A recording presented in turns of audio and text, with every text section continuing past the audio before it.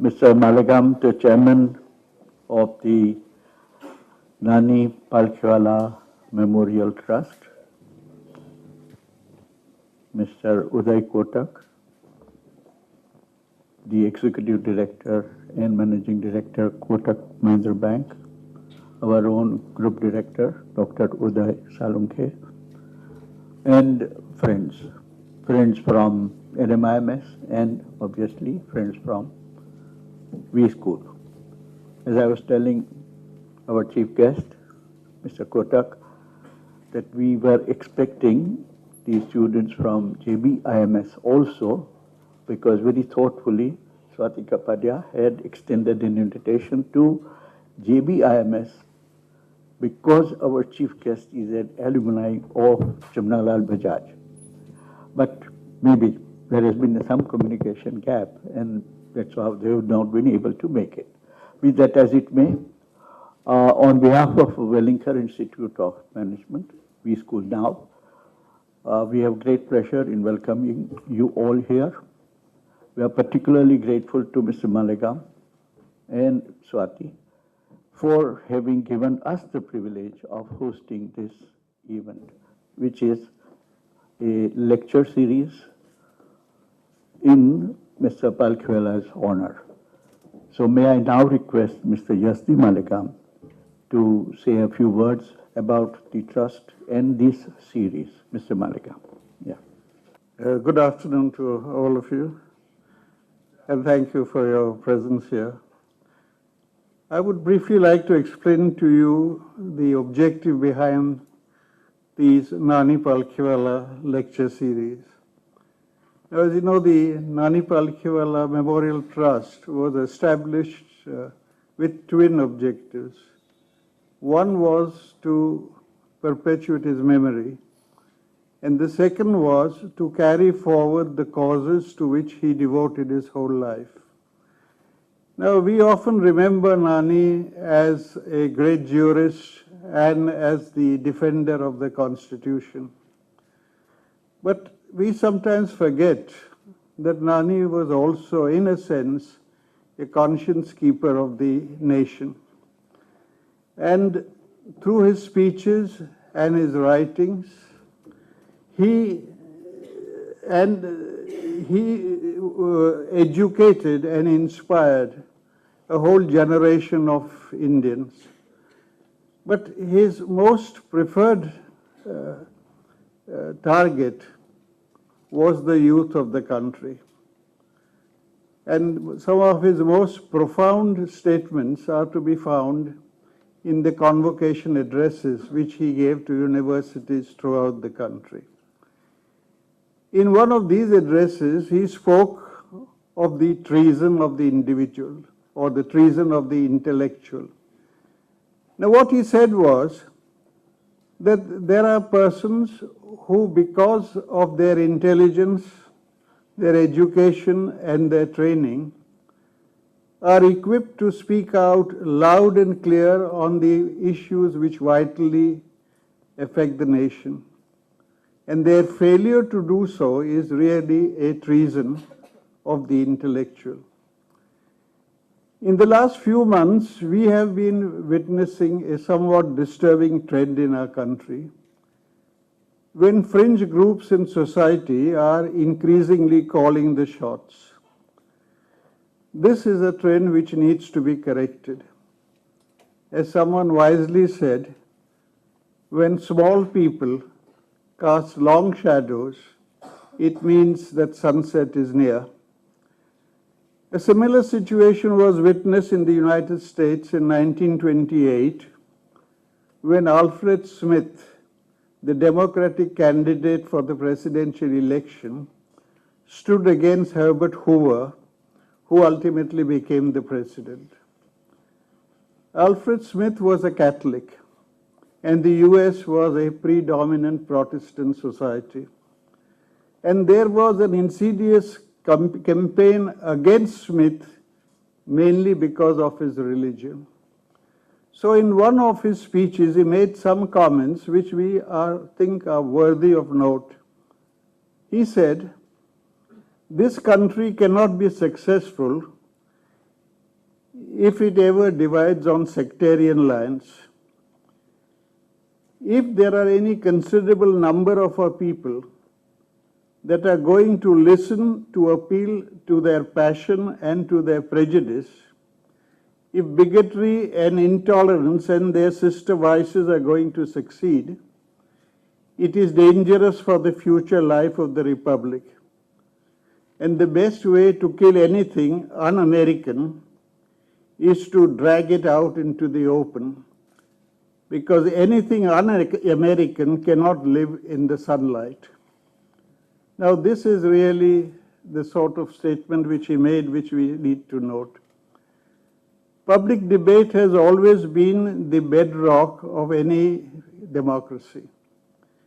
In fact, in ancient Rome, which is one of the earliest of republics that we know of, matters of state were determined not by a parliament, but by public debate in the forum. But this debate has to be informed if it has to be effective. If it is uninformed, it can degenerate into mob rule and coercion on the one hand, and excessive use of government power on the other. We are a country whose future lies with the youth. The brightest minds among the youth reside in the IIMs and the IITs. And if those minds can be made more knowledgeable about public affairs, then the level of future public debate will improve. This is the genesis of the Nani Palkhivala lecture series. We have on the one hand a panel of very eminent persons like Mr. Kotak in various disciplines who have volunteered to speak before these institutions. And on the other hand, we have a panel of the most prestigious IIMs and IITs who have agreed to host these lectures. This lecture is being hosted by the Wellinger School and the Darsi Bonji Institute, and we are grateful to Dr. Salunke and Dr. Saxena and to the faculty and students of these institutions for their presence here today. Our speaker for this evening is Mr. Uday Kotak, the Executive Vice Chairman and Managing Director, Kotak Mahindra Bank, and he will speak on the economy, a movie called India. Mr. Kotak can well be a role model for all managerial students. He obtained his MBA from the Bajaj Institute, and at the early age of 26 years, he started in 1985 Kotak Capital Management Finance Limited, which was later renamed as Kotak Mahindra Finance Limited. He has propelled this NBFC to become the Kotak Mahindra Bank, which was established in 2003, and is today one of the fastest growing and most successful private banks in the country. Today, Kotak Mahindra Group has a total net worth of over 32,000 crores, employs 40,000 persons, and has over a 30-year period enjoyed a compounded annual growth of return of 48%. But apart from his phenomenal business success, and perhaps even more importantly, Mr. Kotak has a strong focus on community development and inclusive growth. This is reflected in the bank's low-cost services to rural customers and its welfare programs, and also in his belief that social malaise is best addressed through education. He has therefore established a Kotak Education Foundation that focuses on the educational needs of underprivileged children. We are honored and privileged that Mr. Kotak has agreed to participate in the Nani Palkhivala lecture series and deliver this lecture. But before I ask him to do so, I would like to present on behalf of the Trust and all of you a bouquet of flowers to him as a small token of our regard and appreciation.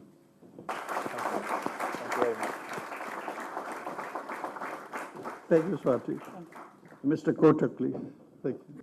Mr. Maligam, Professor Salunke, Professor Doshi, and my student friends. Let me first start by clarifying that at Kotak Mahindra Bank, we are very happy to have students from any college, not necessarily one college or the other college. So each and every one of you is welcome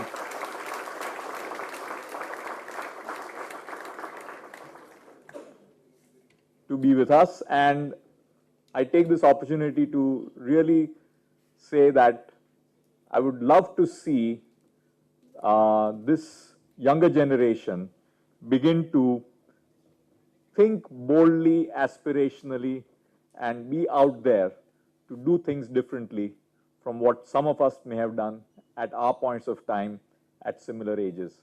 This is your chance, this is your opportunity. And when I look back, the thing which strikes me the most when I look at our generation compared to each of you, I find a refreshing level of confidence, lack of insecurity, importance of doing what you really feel like doing rather than being driven by circumstance. And that ability to be independent is something which I'm really proud of for each of you, and continue doing that. That's extremely important, friends, because the world today is a different place than what it was 25 or 30 years ago. So wishing you, each of you, the very best for being bold enough to dream and achieve what you think is important for you. And today's subject was something I felt which is extremely relevant, is mixing two different aspects. One is all of us love movies. And second is, since most of you are business students, to talk about the economy. And therefore, I'm happy to share with you this subject, which is the movie called India. I have genuinely believed that whenever you look at India at any point of time, and including this point of time, the photograph for India is always very challenging. Mr. Maligam rightly highlighted the fact that there are issues, there are subject matters of debate in terms of what is the priority in our social and civil milieu, and what takes precedence. Is it the economic growth? Is it looking at the fundamental fabric of society and the choices you make? And the photograph called India at every point of time is extremely challenging. And I've seen this in my entire career. At any point of time, I look at India, oh gosh, this is a problem. India has this problem, that problem, and 1,000 problems at the same time. But when you look at the movie called India, it is extremely exciting. It has its ups and downs. It has a mini climax before the interval and an anti-climax after the interval. But the movie called India is just phenomenal. And like any other Bollywood movie, I have no doubt, in most cases, it has a happy ending. Unless, friends, it is a Sanjay Leela Bhansali movie. And Sanjay Leela Bhansali once in a while comes out with movies which don't necessarily have a happy ending. But I like to believe that the photograph called India will always be challenging.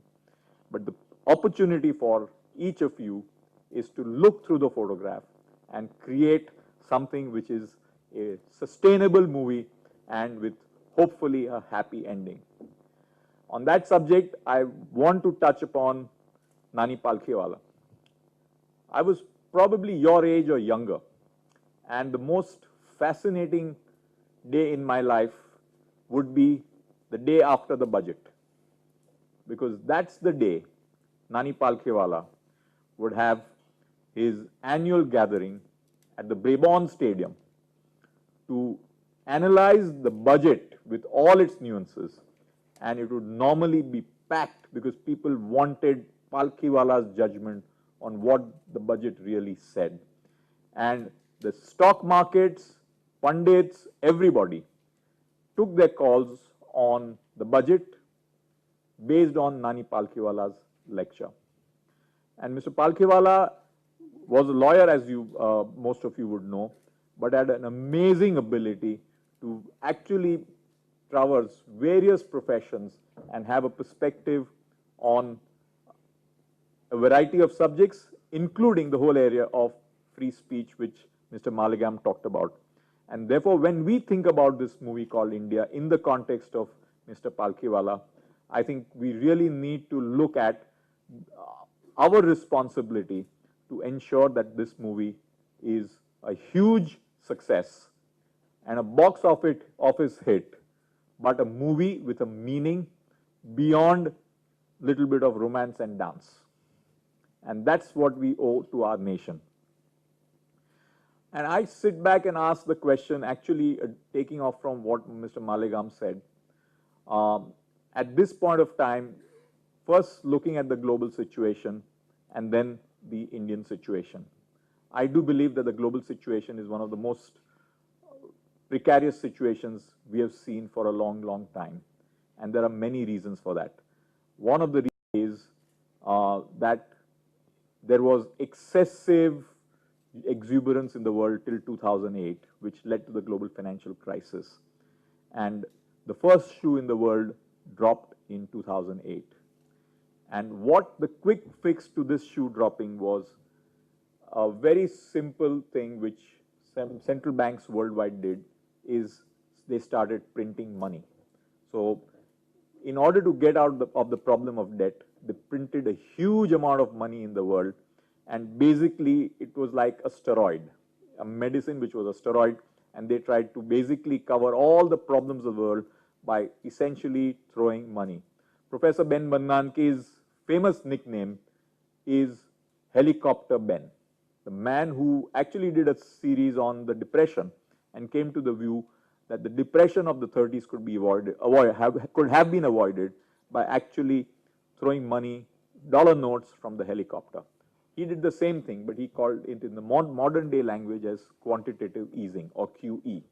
So you saw a world flooded with money. As a result, the US, being again a reserve currency, took 4, 5, 6 years to manage the rout in its own economy. The Eurozone, unlike the US, first said, no, we are not going to do quantitative easing. We will do things which are right for health, therefore be prudent, fix our systems, get things better. But finally, when things did not improve in Europe, about a year and a half or 2 years ago, the Eurozone also followed the same medicine, which is print money. Japan has also started doing the same thing. I remember reading an article many years ago, and it is true even today, that if you were an investor or a saver and had 100 yen to save in 1990, and you saved that 100 yen, you had 3 options. One is to put it in a bank deposit in Japan. Second is to buy the Nikkei exchange index. And third was put the 100 yen note into a refrigerator. 10 years later, the best performing asset was the refrigerator. So this is what Japan has done with zero interest rates, and the bank, and in fact, the deposit rates were close to zero, and they were charging fees for keeping your money in the bank. So you had a situation where the refrigerator was the best performing asset for your 100 yen in Japan. And we are now in a similar situation where now Japan for the first time has negative interest rates. And think about any of you who is going to get into a startup. Imagine that the banker actually pays you money for borrowing from him. So that's the kind of situation which Japan has got into. And finally, the big question in the world today is what's happening to the black box called China. And frankly, nobody knows. The Chinese system is by its very nature, because of a state dominance, pretty opaque. And therefore, you have 4 countries in the world, US, Europe, Japan, and now China, in different stages of monetary easing. And in December of 2015, the US was the first to say, now we've got enough rest and enough recuperation, we want to start withdrawing steroids, which we have given to our markets for a period of nearly 8 years. And when the US started withdrawing steroids, including the first rate increase which the US did in December, you saw a violent relapse by the global markets in January. And we saw a sharp correction in the Indian markets as well as of course, the global markets, because the United States of America decided to increase interest rates by 0.25%. So now in this context, of course, this has begun to affect the growth in US as well a bit. And the big question to the world today is, what does America do from here? Does it increase interest rates further?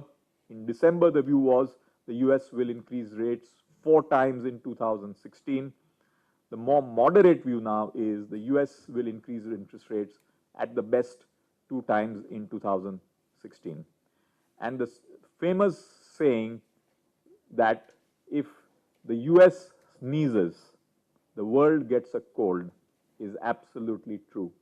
And we are all hoping that the US sniffs but does not sneeze. And that is the big question as we look at the rest of the world. The reason I am highlighting to you about the rest of the world is India today is much more connected as a movie.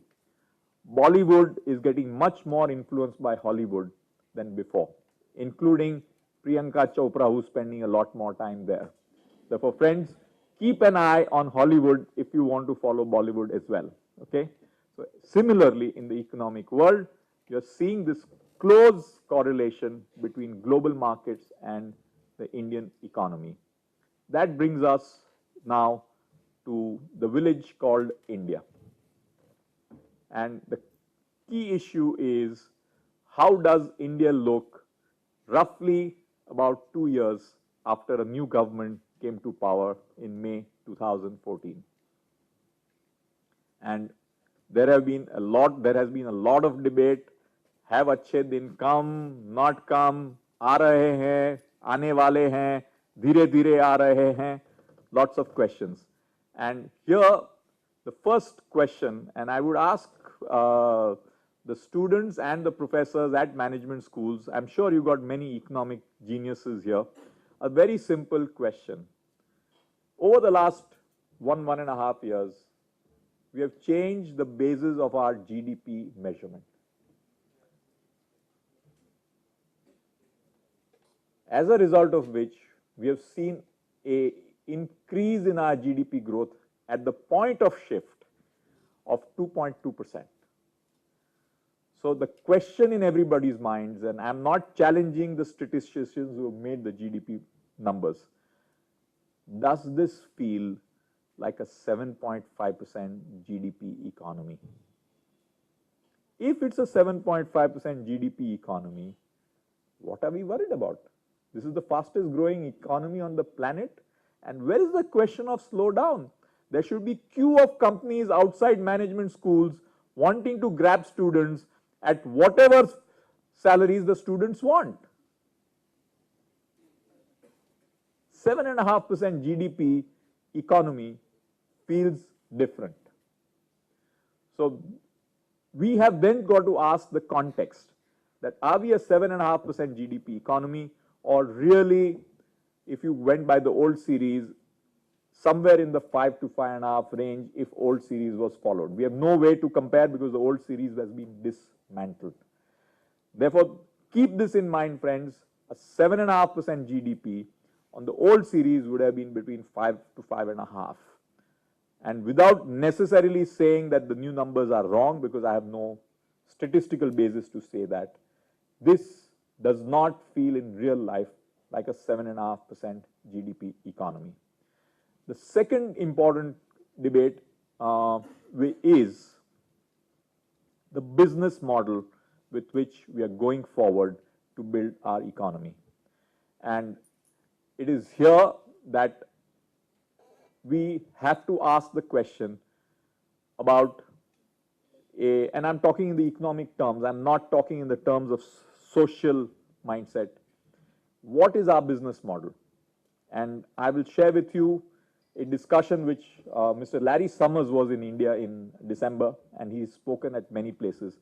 And one of the distinctions he made in terms of looking at the current government was a difference between a government which is reformist versus a government which is liberal, economically liberal. A reformist government or a reformist mindset is, I will fix the process, I will get the things right. Okay, if there is state ownership of enterprises, a reformist government focuses on improvement of the process, improvement of the governance. An economically liberal mindset, on the other hand, focuses on, does the government need to be in this business? And ask that question, why should I be in this business at all? And in the context of the perspective which the government is giving, with the possible exception recently of looking at IDBI Bank, is the government's mindset clearly in terms of communication is, we are focused on reform, but we are not ready to move to economic liberalization. And I'm not saying one is right and one is wrong. It also depends on the context of where India is. And to give the extreme comparison, and India is not in that extreme position, the extreme comparison between these two, economic liberal mindedness versus state capitalism, are US and China. US is an economically liberally minded economy. China is a state capitalist economy. I would like to believe that India is trying to build a model which is a mix of these two, which is, we will continue with the reform process of the state-owned enterprises, but we do not believe as government that India is ready to move to why government, say for example, in running Air India, as an example. It is we all know that of course oil prices have improved, therefore Air India's business prospects may have improved, but an enormous amount of taxpayers' money has got into a company like Air India. Therefore, does government need to run an airline, especially when the consumer has enough choice in terms of choosing for his or her travel? Therefore, why should a business which is liberalized have a government running that business?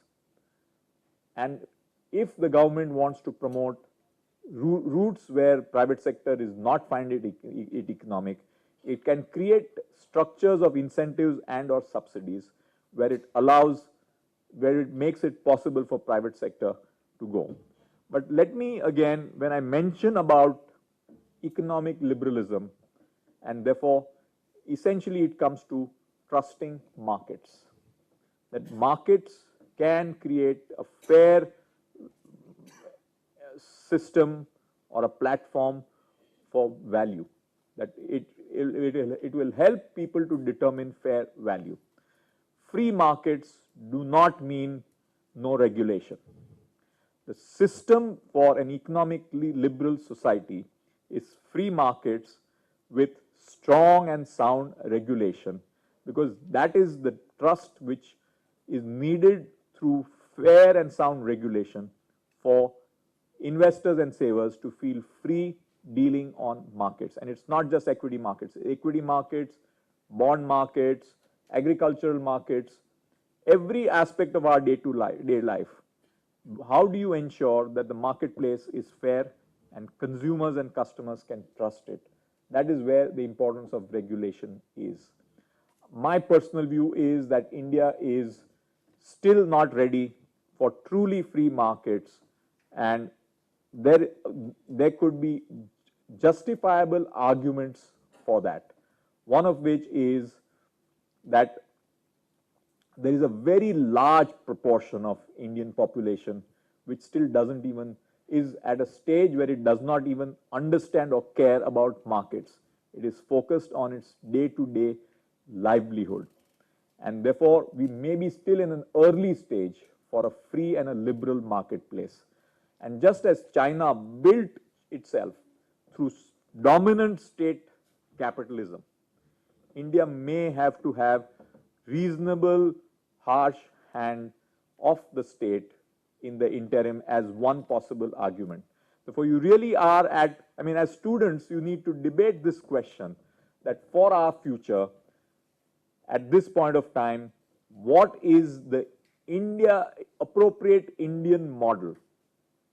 Free markets with strong regulation, or we still have a lot of people who don't even, who are not even in the ability to think about markets because they are dealing with day-to-day livelihood issues, and therefore the heavy arm of the state is still required, and we cannot fully trust markets to deliver those outcomes in this balance between statism, I mean, at the extreme, statism and capitalism.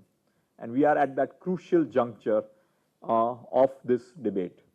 And if I have to link this to Mr. Maligam's point about the social debate, the question about need for state in economic development has the obvious tendency to also transcend into social freedom. And the lines are blurred at points of time. And India is at that crucial point where it has to make that choice both at a social and an economic level. What do we want to be at this stage of our evolution? And is it something which may freer markets be something when you are my age, which is a long, long way away, or is it 5 years, is it 10 years? How do we plan this movie called India in terms of evolution towards a free society versus a reasonably strong view that the state knows more than what the broader markets will? And I think this part of the story is something which is evolving right now and an extremely important part of this story. Moving on to the other aspects of the Indian economy and some of the turns which we have done in the last few years, which are truly dramatic. And Mr. Maligam, of course, has been closely associated with RBI for a long time and therefore would have seen the movie from an RBI perspective. But I would just like to share one aspect of that dramatic change in the movie at RBI in the last 2 years. Prior to Governor Rajan, the RBI operated its monetary policy benchmarking interest rates. Of course, the targeting of interest rates was also not there. But targeting of inflation for interest rates was another policy which Dr. Rajan introduced. But prior to Dr. Rajan's tenure, the RBI, at least as outsiders as we see it, the primary focus of benchmarking interest rates was off WPI, wholesale price index. Yeah, I mean, this is a sense as an outsider. We are not privy to internally how RBI evaluated interest rate policy prior to the current governor. But the feeling from the outside is that the WPI had a dominant perspective in how interest rates in the Indian economy were determined. The movie changed with the new governor. And we have now decisively moved to benchmarking interest rates of CPI. So this is one part of the story. The second part of the story is, in my professional career, I have never seen such a huge diversion between WPI and CPI. WPI is about -1% and CPI is plus 5.5%. So that's a 650 to 700 basis points difference between the two. And the RBI has gone publicly and taken a position that they would like to see their interest rates at about 1.5 to 2% premium to the CPI. And their expectation, as you know, by next year is a CPI level of 5%, and therefore you can calculate roughly where their view on repo rates is. Now let me step back, okay, and look at this movie if it was the erstwhile monetary policy framework, and we were at a WPI of minus 1%. And for the moment, let us assume that the premium over inflation was 2%. Indian interest rates would have been 1%. So, we have made a very significant twist in our movie to benchmark of CPI. As a result, we are now finding in the marketplace two kinds of reactions. One is the reaction from the producer. The producer normally sees on a day-to-day basis interest rates based on wholesale price index. And he is saying interest rates in the economy are too high. My WPI is -1 and my banks are lending to me at 10%. In many cases even higher. And we'll come to the reasons for that.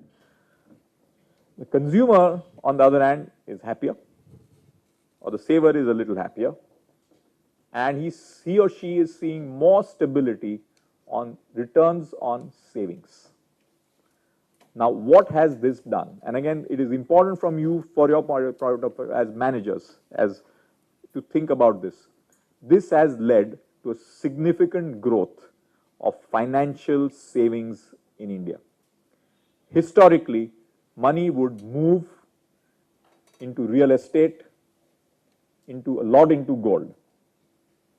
Now, a lot more money is moving into bank deposits, mutual funds, life insurance, and other forms of financial assets, because the real interest rates which savers are getting are better. So there is a structural shift in the flow of money. And lot less money is going into real estate and into gold than what it went to in 2012 and 13.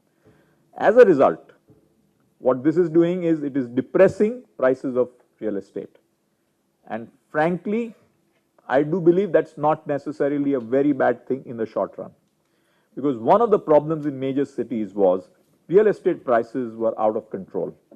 And it was not possible for a young manager starting his or her career to be able to afford an installment on a home if he or she decided to buy based on the market price of real estate.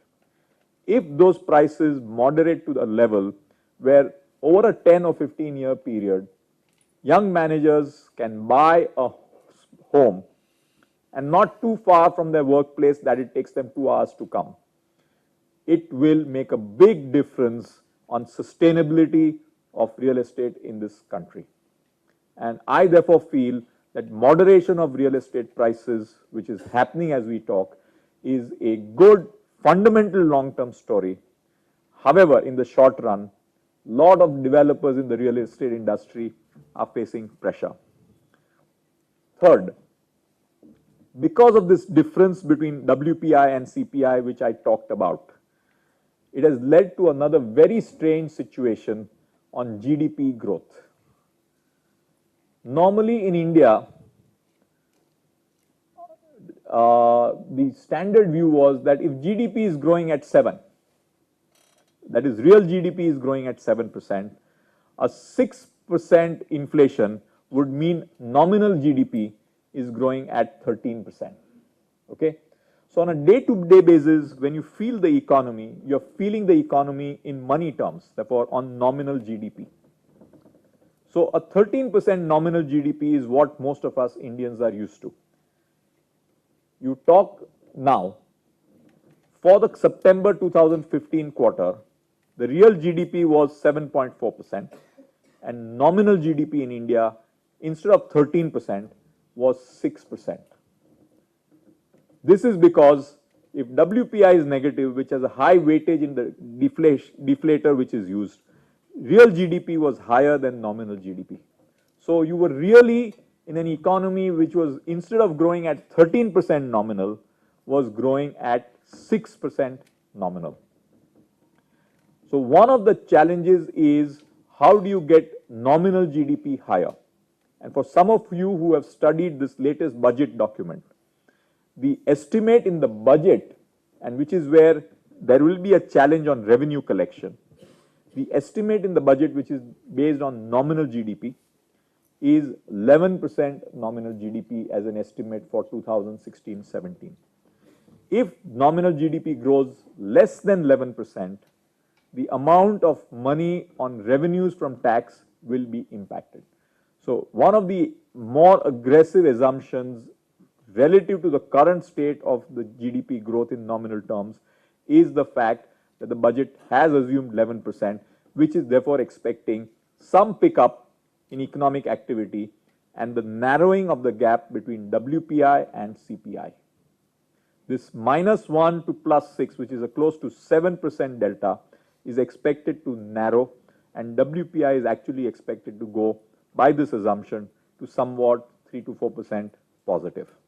So let us see whether that happens or no. But the budget therefore assumes 11% nominal GDP growth in its entire growth. Now we come to this whole issue about banking. I mean, I cannot be here and talk to you without touching upon banking and financial services. Why are banks perceived to be in the mess they seem to be? And why is it that none of us saw it coming? It is interestingly connected with what has happened to this inflation and various other factors. My view is that the beginning of stress in the Indian corporate sector actually started shortly after the global financial crisis, which is around 2009 and 10. Indian banks believed that this was a passing phenomenon, and borrowers were beginning to get the stress. So when borrowers went back to them, and you know they allowed restructuring and various other things.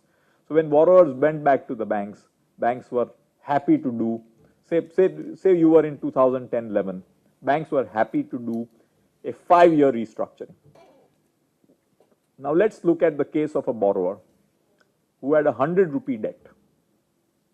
And at that stage, the security they had given was 120 rupees. Okay, so the banks were well covered. For 100 rupee debt, there was 120 rupees security. So these banks went ahead and restructured the debt. Okay, and some of the banks were very smart because there were savvy management students who were becoming analysts and who were looking at fee income and other things. So a lot of the banks started charging fat front-end fees for restructuring, so that short-term numbers look better. As a result, borrowers were ready to pay high front-end fees, and banks also started charging higher interest to some of these weaker borrowers. So an interest rate of say 14% to some of these weaker borrowers who had no choice but to get the loans restructured. All of you are mathematically inclined. 100 rupee loan, assuming it is accruing interest at 14%, which is added to the loan value, over 5 years, the loan value from 100 goes to about close to 200, 5.5 years. Okay, so in 2016, that 100 rupee loan of 2010 has increased from 100 to 200. In the meantime, surprise, surprise, the asset values in many cases have deteriorated. One is there's a deflationary impact because negative WPI. Number two is some of these assets were at places where things, if you time, and if you don't get things on time, the value of that asset has actually deteriorated. So that 120 rupee asset value has gone down to 100. So you now have a situation where 100 rupee loan has become 200 and the asset value from 120 has become 100. there's a 50 rupee, there's a 100 rupee hole or a 50% hole. And this is the problem. So we are now at a situation where we are saying, and I think I give credit to the RBI governor for taking a position that now let us recognize the whole, rather than hope and do one more evergreening that things will be better in the future. And it is this recognition of the whole which is creating the stress. Now, some of you in banking must realize one thing. And I start this as a first lesson to any MBA student who joins our bank. If each of us has 10 rupees capital and goes out and borrows 100 rupees as deposits, the total amount of money which we have is 110 rupees. Clear? 10 rupees capital, 100 rupee deposit. I'm making it simpler. I'm not complicating with CRR, SLR and all that. I'm just giving a simple example. So 10 rupees capital, 100 rupees deposit. Now, as a banker, I feel I have 110 rupees at my command. So I go out and lend. Borrowers come and meet you, give you importance, call you sir, call you this, call you that, and you feel you have the power of 110 rupees and you lend it. Out of 110 rupees, if 10 rupees only is not repaid, only 10 out of 110 is not paid, what is your status? You heard about a word called bankrupt, no? That's what it means. If out of 110 you lose 10 rupees, because out of 110 your capital was only 10, rest 100 was borrowed. So you have to pay back the 100 to your depositors, and you're left with zero capital.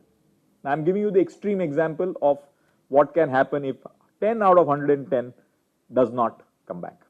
And there is good news, there is CRR, SLR, a lot of protection which is there in the system. I do not see the banking system having any systemic issue. Therefore, don't misunderstand me. I'm just trying to explain to you the viciousness of leverage. Leverage has a lot of virtue, leverage has a lot of viciousness. Now, in the context of Indian banking, let me give you some facts. Total banking sector loans are, give or take, 70 lakh crores. 70 lakh crores. Total banking capital is 6.5 lakh crores. Reported stress and perceived stress based on various analysts' reports, out of the 70 lakh crores is 12 lakh crores.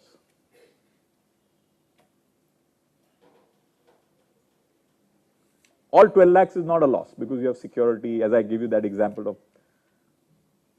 Against 12 lakh crores, there is some provisions. So roughly 2 to 3 lakh crores is provided. Okay, so let's say 3 lakh crores. Against 12 lakh crores, the fair value of the loan, we can debate what it is, but again, giving you a simple example, is say 50%, that is 6 lakh crores. Therefore, 6 lakh crores needs to be provided, out of which say 2 to 3 lakh crores is provided. So the gap is 3 lakh crores. Now these numbers vary. Some people believe it is 2 lakh crores gap, some people believe it is 4 lakh crores gap, but the total banking capital is only 6.5 lakh crores. Now this is the challenge for Indian banking. And it is here that we ask the question that 70% of Indian banking is in the hands of the state. And therefore, 70% of the capital in some shape or form will have to come from the state. And here, the context of the state continuing to believe that there is a need to keep banking within the state sector means the state will have to fund in some shape or form the potential gap in capital of Indian banking. That brings us to the next question, that if that gap has to be filled, the money comes finally from the taxpayers. Each of us is paying our taxes in some shape or form to find a solution to this. And look at the irony of the situation. In 1969, the state under Mrs. Gandhi decided that banks, which were then in that case in private hands, including the Tatas, as you are aware, Mr. Maligam,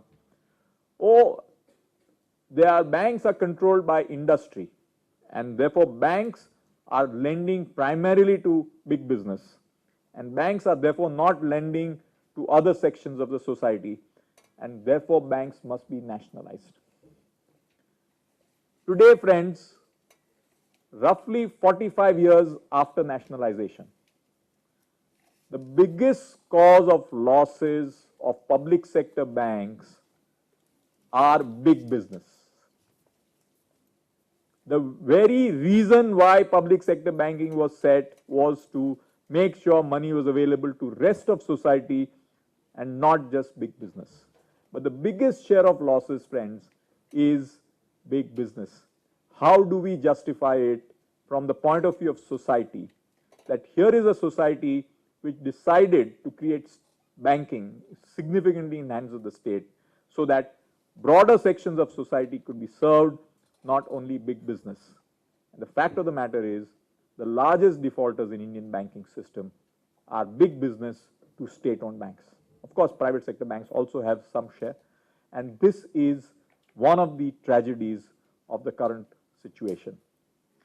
And in that context, we come back to the fundamental question, and I am not giving a view for and against, but something which you as young generation need to debate, that for our future, how do we chart our path of evolution between state ownership and regulated but liberal marketplace?